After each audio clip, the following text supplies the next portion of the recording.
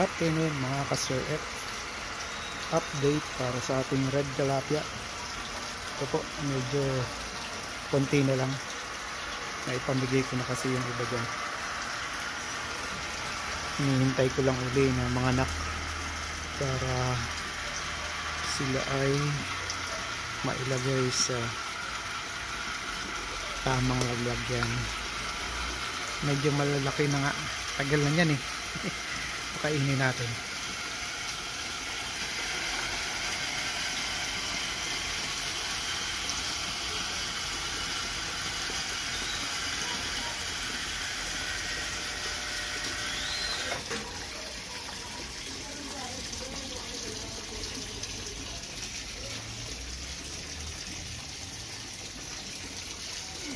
Yan, maganda kasi ang water supply tsaka yung oxygen nya maganda, malakas yung makina, yung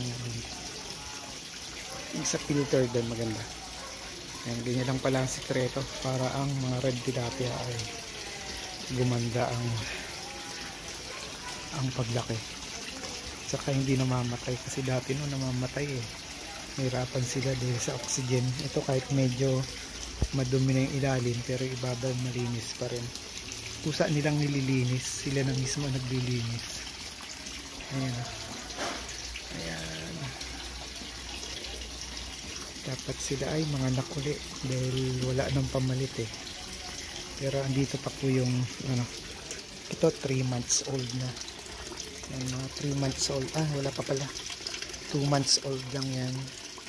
Magti 3 ngayong March, second week ng March, 3 months yan. Bigyan natin ang pagkain kasi ito ay inaawitan din niya, hinihingi nung nanghingi sa akin dati kasi yung nilagay ko dati dun sa pan niya nangamatay, kaya ngayon sabi ko ayusin muna yung water supply para pag nilagay ito para hindi mamatay. Yan, pakain ulit.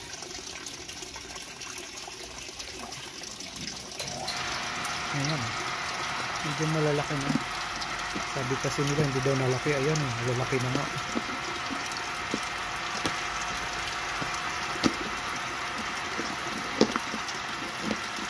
Ayan.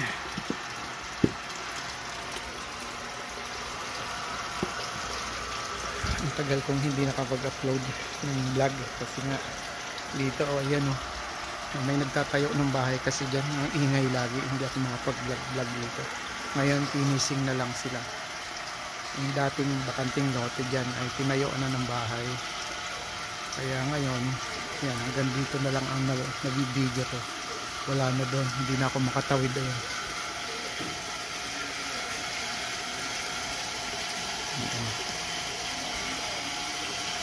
Kaya bus na, ang lakas kay kumain ha.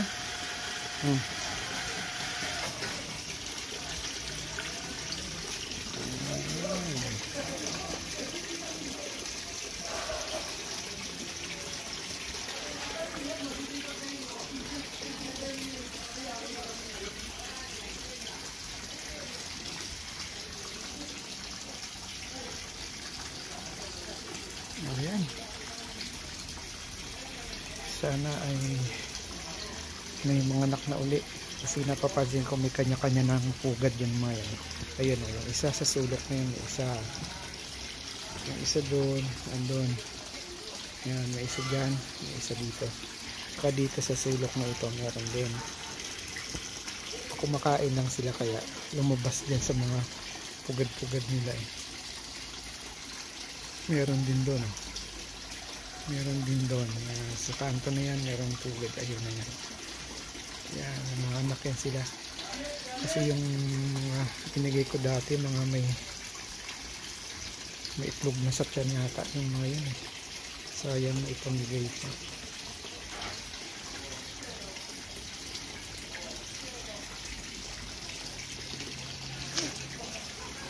Kunti na lang to, wala na siguro ito 50. Bali mas maganda yung konti kasi lumalaki. Pag yung sobrang dami, hindi na sila makalaki. Ano na, overpopulated sila. Tingnan nyo isang malaki.